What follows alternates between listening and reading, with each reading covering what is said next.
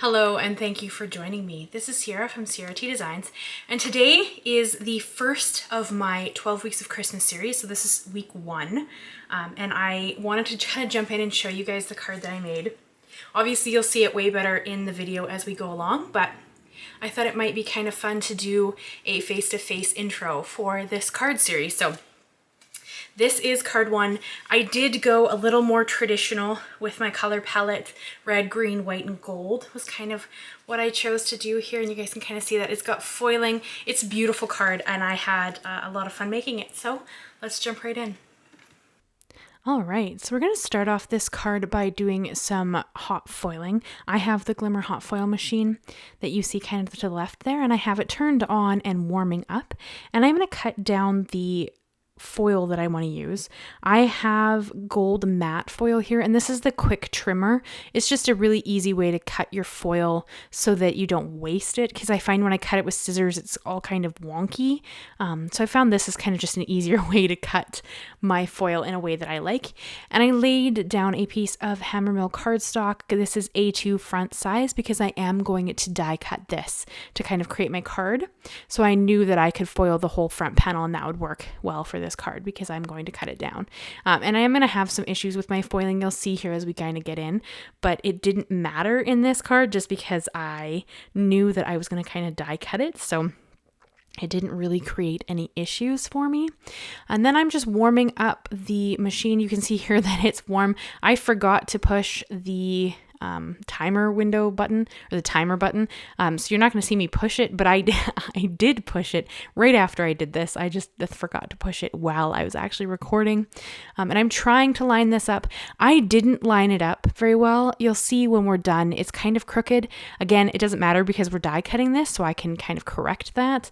But I didn't foil it straight, but it doesn't really matter. So I do use a Big Shot. This is my manual die cutting machine. I've never put this through my switch. I have heard that it fits, but I've never tried it because I'm always a little worried that if it didn't work, I might ruin my machine. And since I know my Big Shot works, I just keep using that instead. But I have heard you can use the switch. And this plate's a little hard to get off while it's hot just because it's kind of heavy, so that magnet doesn't like to lift it.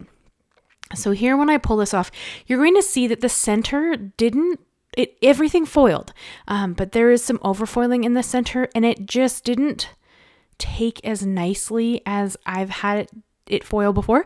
I'm not totally sure if it was just uneven pressure in the center. Maybe my plate was a little bit off kilter and it just didn't. I'm not sure what happened, but it's a little off in the center, but honestly, it doesn't matter because we are going to die cut this and you're not going to be able to see that portion. So it doesn't really matter, but I'm not really sure what happened, but you can use an eraser to help remove extra foiling. So it was way better there after I did that. I kind of cleaned it up. But again, it doesn't matter because you're not going to see that piece. And then I brought in the rectangle postage edge dies. This is by Spellbinders, and I ran it through with the second biggest size. And this is where I was able to straighten out my lines because I knew that I was going to remove that. So now my lines are straight and I don't have to worry about that foiling being kind of off kilter. But I am going to die cut it twice. This is I believe the 4th die in this set of the edges, because there's also like a larger die that has just like a stitching detail. And I'm going to run that through and cut out that center piece with that same die. It's because I'm trying to create a window effect here. Now you could absolutely turn this into a shaker card. I didn't. I'm sure that I will make shaker cards sometimes in this Christmas series somewhere, but for this one, I actually didn't make it a shaker card, but you absolutely could because we've created a window and I'm going to bring in foam tape. So you could, I just didn't. But for anybody who is Canadian watching this, happy Thanksgiving. If you guys didn't know, today is Canadian Thanksgiving. So I'm actually at work, but I will be celebrating Thanksgiving next week with my family and my husband. We're going to have a big turkey dinner, do all the fixings, and we will celebrate my birthday at the same time because was my birthday yesterday. as of you guys seeing this. I'm actually recording this voiceover on Saturday, so tomorrow's technically my birthday, but yeah, so that's pretty fun. Mom always makes me a dessert of my choice, which is usually a flapper pie, which is a custard-based pie. It's very tasty. But yeah, so that is what we'll be up to. So this is the bigger die that comes with that same die set. So there's two different, like you get, I believe, 4 postal edge dies, and then you get another set of dies that does this like stitched edge. And I should have die cut this panel before doing the embossing. However, I wasn't thinking about that. So I lost a lot of the embossing when I ran it through the switch again. So here I'm just kind of lining it up. And this luckily worked out really well for me because it is a geometric pattern.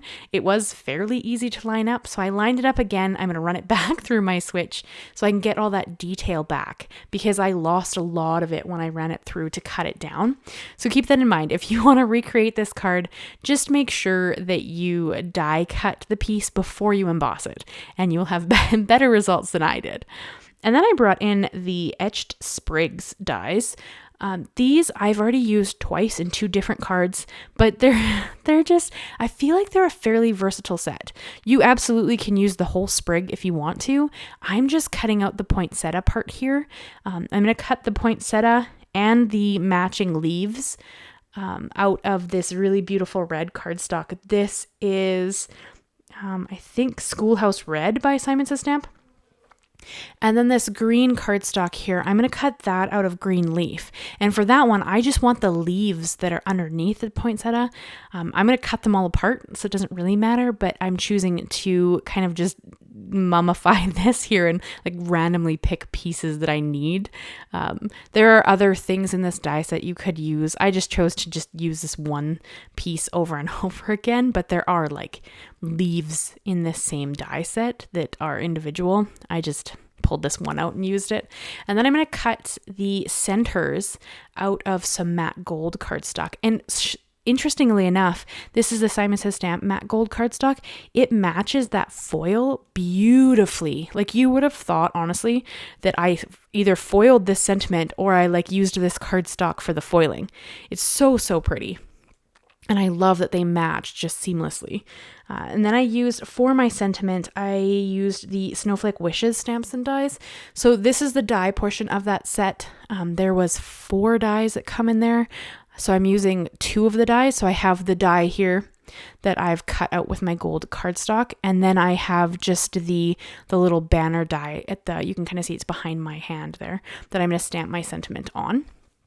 Both of those dies come in that set. And it's just going to say wishing, and then it's going to have like a little sub-sentiment that I'm going to stamp on that white piece of cardstock. And then that kind of creates my whole sentiment together. And I don't actually remember off the top of my head what the bottom one says. It's like wishing you a very Merry Christmas, or it's something like that.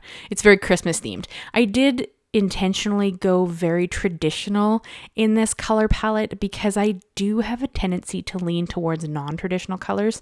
That is my preference. So I'm trying to, kind of do a little bit more in the Christmas color palette so that I can have more of a mix in this kind of set of this series of cards. So it's not way more to one side or the other. And Mist had come in and inspect it just to make sure that I was doing the proper steps to adhere my sentiment there. I think she approved because she left right after. So I guess it was right. And now I'm just going to adhere my layers. So that bigger die that I used to cut this panel down actually cuts a full front A2 size. So that's fully the full front of the card. And then I'm going to bring in some Big Mama foam tape. And this is where you could create a shaker here. You would want to use 2 layers of this foam tape if you were going to do that though, just because this foam tape is very, very thin.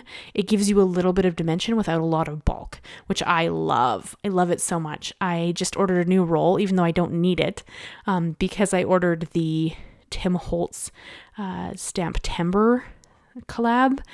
So I of course just ordered a Big Mama foam tape roll with that so that I'd have some more on hand, because shipping and exchange to Canadian, like American dollar, is very poor and it costs a lot of money. So if I'm going to order, I might as well grab things that I need, even though I don't need them yet. And then I'm just going to line this up. And this tape is really forgiving. if you haven't pushed it down, it will let you lift it back up.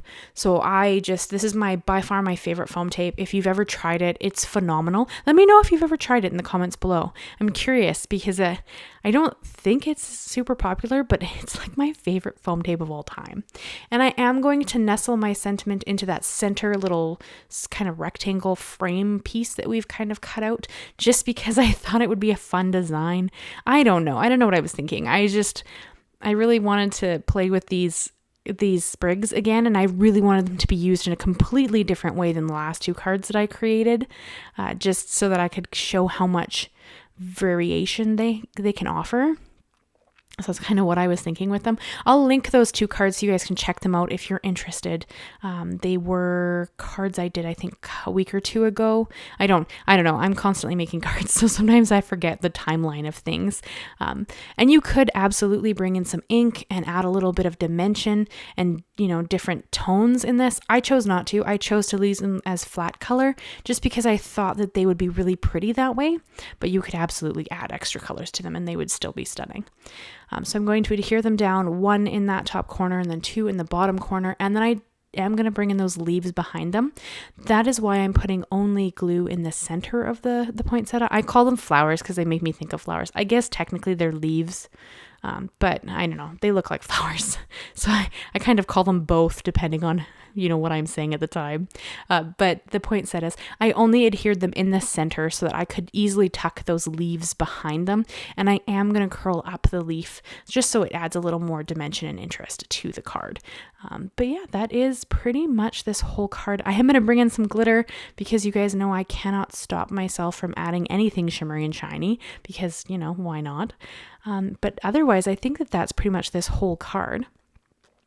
So I hope that you've enjoyed it. I hope that you'll leave me a comment, and consider subscribing if you haven't already. I'd love to have you back, and I do new videos every Monday and Thursday. And of course, every Monday after today will be a Christmas card up until Christmas Day, because Christmas is a Monday this year. So we will be doing this series all the way up till Christmas Day, which is pretty exciting when you think about it, and like nerve-wracking and scary, because you know that today, Christmas is exactly 12 weeks away. Like, isn't that...